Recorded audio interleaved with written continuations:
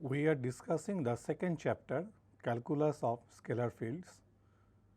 Right now, we shall start the third module, Vector Derivatives.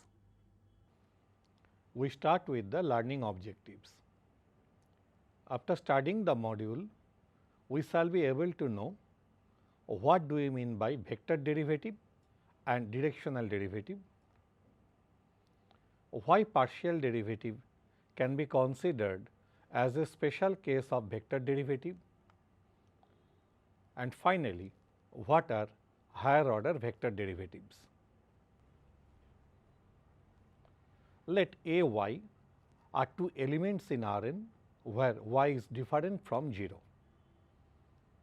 We define a set which we shall denote by Ly.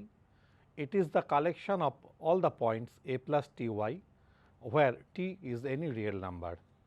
Since a and y are members of Rn, clearly Ly is a subset of Rn.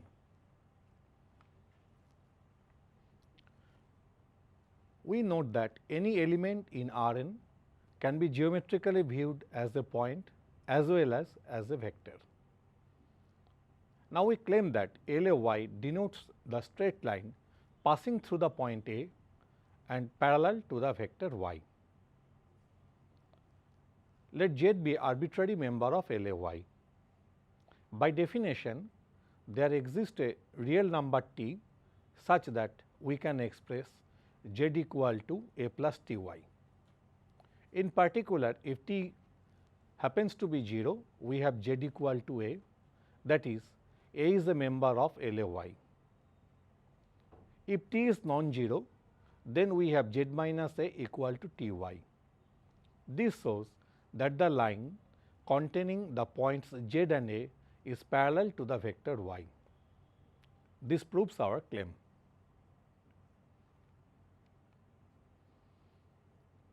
Now, we define what do we mean by a convex set in Rn. A non-empty set A subset of Rn is said to be convex if and only if whenever it contains two distinct points A and B, it also contains the line segment joining A and B. That is, whenever A and B are in A, for every t lying in the closed interval 0 1, we must have the points T A plus 1 minus T B in A. Now, we show that any open sphere SAR is a convex set in Rn. We recall by the symbol SAR, we mean the open sphere in Rn whose center is at A and radius is a positive real R. Let x, y be two distinct members in SAR.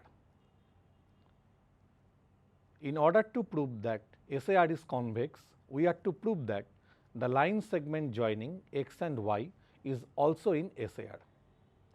Since x and y are members of this open sphere, we must have norm of x minus a as well as norm of y minus a both less than R. Now, let Z be any point on the line segment joining x and y. Then there exists a t in the closed interval 0 1 such that we can express Z equal to T x plus 1 minus T y. If we can show that norm of Z minus a is less than R, then it will be proved that Z lies in the open sphere SAR. Norm of Z minus a equals with norm of T x plus 1 minus T y minus a.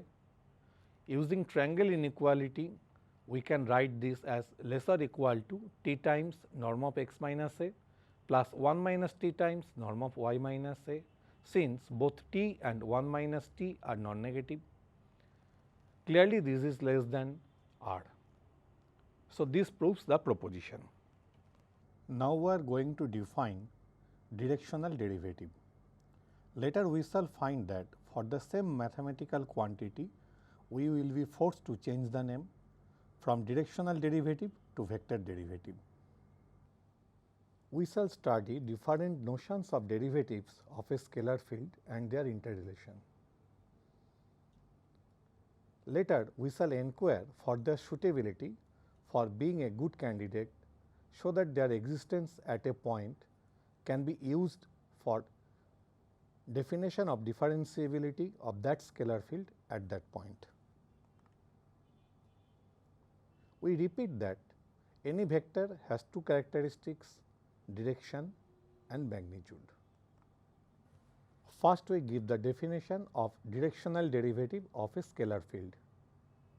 Let A be a subset of Rn, A be an interior point of the set A, and F is a scalar field defined on the set A.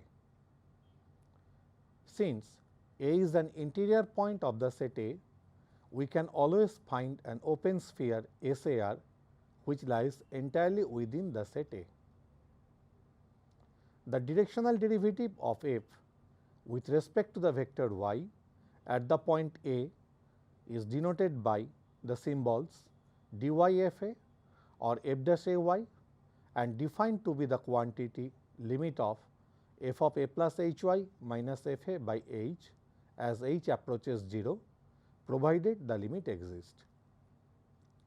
Now, f is a scalar field. As h approaches 0, we consider h very close to 0. So, we can assume both a plus hy and a are in the domain of f. Thus, f of a plus hy and f a both are reals. So, their difference is also. So, we are considering limit of a real number f of a plus hy minus f a by h as h approaches 0. If the limit exists, definitely f dash ay is well defined. We start with an example. In this example, we shall find the directional derivative of a scalar field at a point with the help of the definition. Let f be a scalar field defined on Rn by f x equal to norm x square for each x in Rn. We know for every x in Rn, norm x gives us the distance of the vector x from the origin, that is the length of the vector x. Now, we select any a y in Rn where y is different from the 0 vector. We consider the limit of the quantity f of a plus hy minus f a by h as h approaches 0, provided the limit exists. We put the values of f. We know for any vector x, norm x square equals with inner product x x. We also know that inner product is additive as well as homogeneous. So, the quotient f of a plus hy minus f a by h comes to be twice inner product a hy plus mod h square norm y square divided by h. We consider its limit as h approaches 0. So, we find f dash a y or dy f a equals with twice inner product a y.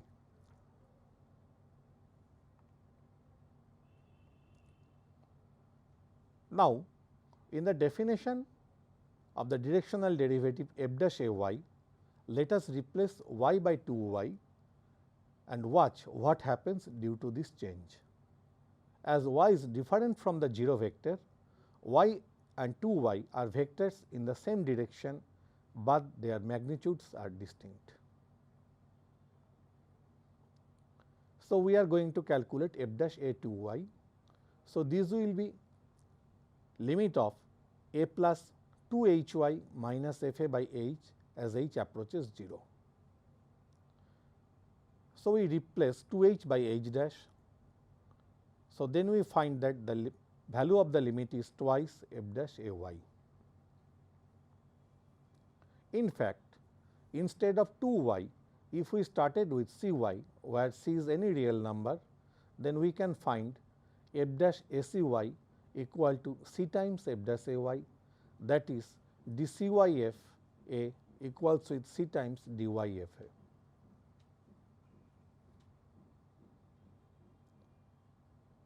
Whenever we started the definition of directional derivative, we took y as non-zero. Now, let us relax the condition y non-zero.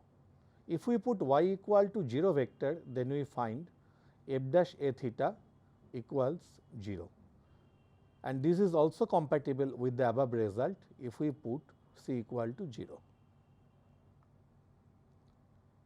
This clearly indicates that the derivative f dash a y depends on both the magnitude and the direction of the vector constant, that is y. So, we prefer the term vector derivative instead of directional derivative to use in the following.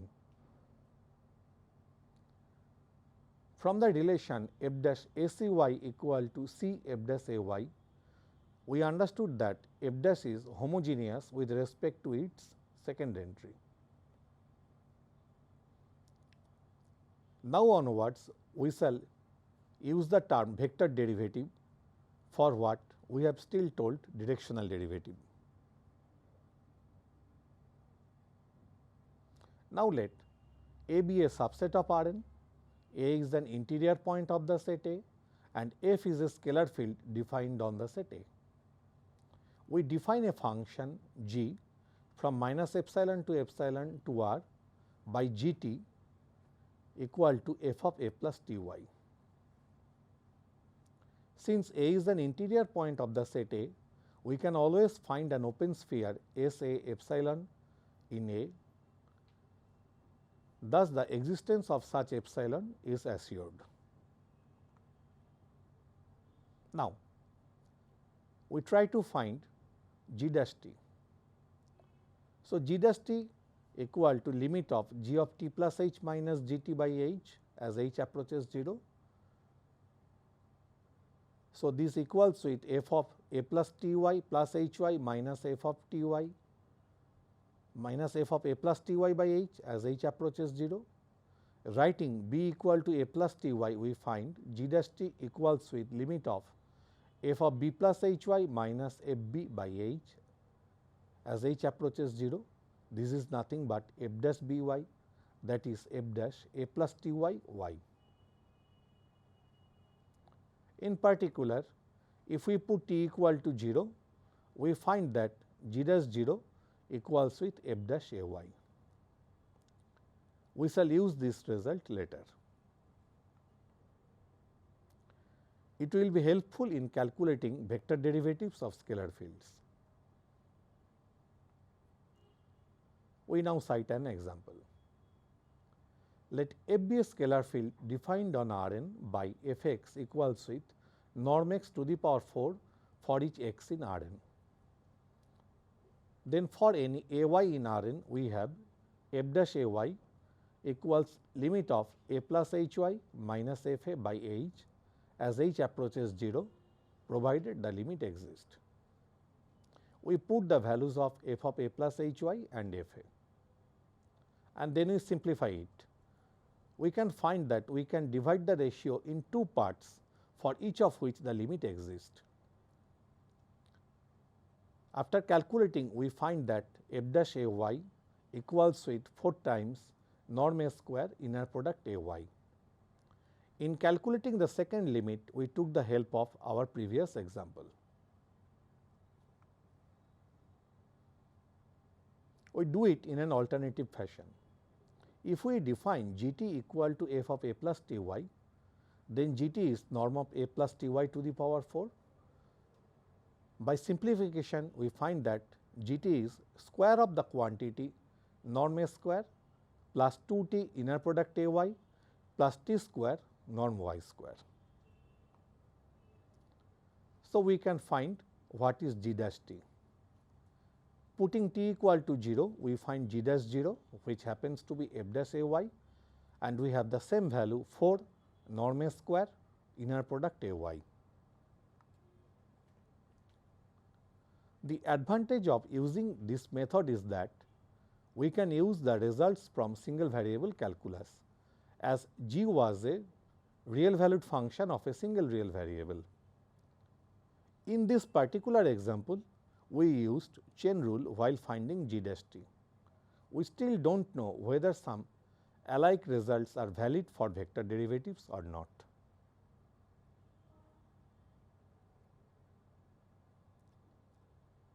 Now, we are going to discuss a particular case. Let f be a linear transformation defined on Rn. We have to be careful whenever we are saying linear transformation, its domain is always have to be a linear space. Now, we select any a y in Rn. We are trying to find f dash a y. So, this is limit of f of a plus h y minus f a by h as h approaches 0, as we have seen earlier. Using the linearity property of a, we can find the ratio simplifies to f y, which is independent of h.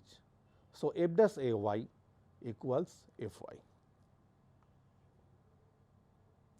The above result is also true if f is restriction of a linear transformation on its domain. We cite an example where we can use this result. Let f be a scalar field defined on Rn by f x equal to inner product b x for each x in Rn, where b is a fixed vector in Rn. We now select any x y in Rn and any real number lambda. So, f of x plus y equals with inner product b x plus y.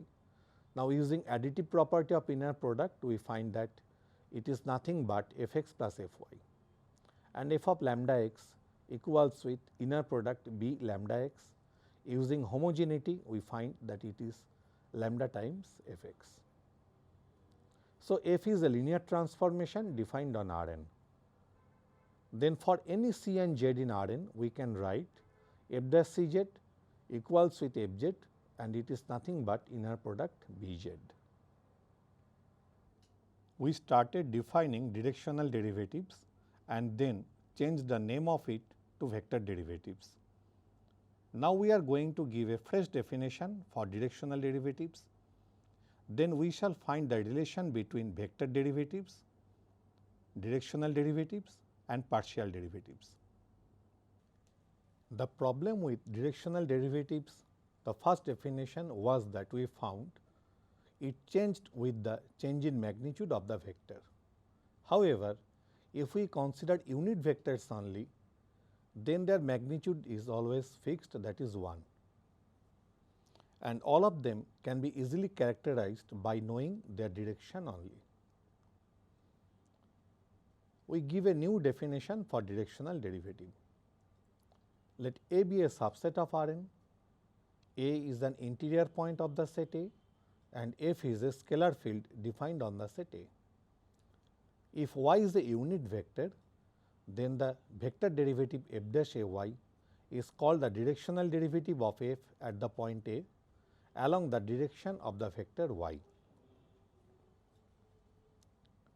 In such a case, the distance between the points A and A plus h y is mod h. So, the ratio f of A plus h y minus f a by h gives the average rate of change of f per unit distance along the line segment joining the points A and A plus h y. Now, we shall consider a special and interesting case. Let for any I selected from 1 to up to n, E I denotes the ith unit coordinate vector in Rn, that is, which have ith component 1 and all other components 0. Let A be a subset of Rn. A is an interior point of the set A, whose components are A1, A2 up to An, and f is a scalar field defined on the set A. We are trying to calculate f dash A E I. So, it is limit of the quantity f of A plus h E I minus f a by h as h approaches 0. Now, what is A plus h E I? It is A1, A2 up to An plus h times the vector which have ith component 1, all other 0. So, the ratio happens to be f at the point A1, A2 up to An, where the ith component change to Ai plus h, all others remain unaltered, minus f of A1, A2 up to An, and the entire quantity divided by h. We consider its limit as h tends to 0, but we know this is nothing but del f del xi at the point A. This derivative f dash a e I is called the vector derivative of f at the point A with respect to e I, or the directional derivative of f at the point A in the ith direction e I, or the ith partial derivative of f at the point A. We shall also use the symbol DIFA for f dash a e I, that is del f del xi at the point A.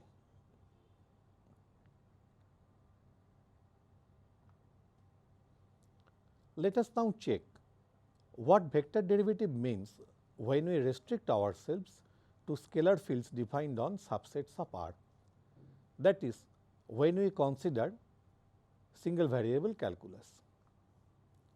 Let A be a subset of R, A is an interior point of the set A, and f is a real valued function defined on A.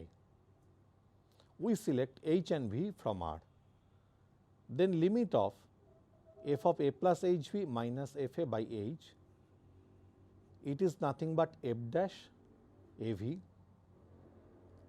This happens to be v times f dash a, since h and v are independent to each other, provided the limit exists. That is, in this case we find f dash a v equal to v times f dash a. We recall that the singleton set consisting of 1 constitutes the standard basis for the linear space R. Putting v equal to 1, we find f dash a 1, the vector derivative, equals with f dash a, that is the ordinary derivative of f at the point A. Later we shall use this result. In an earlier module, we studied partial derivatives. We found that from partial derivatives of a scalar field, we can constitute higher order partial derivatives. In this module, we define vector derivatives, and we shall show that in a like manner, we can define higher order vector derivatives.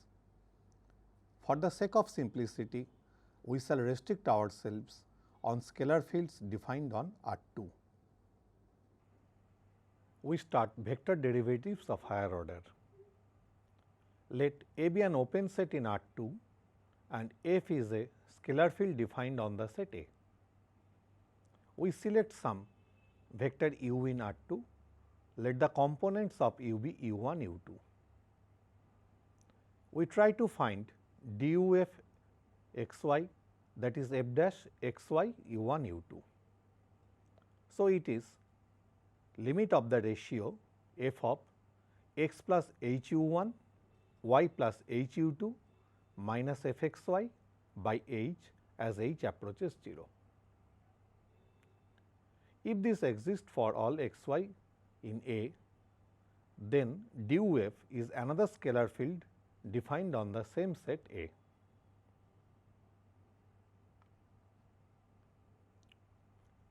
Let us denote G equal to du f.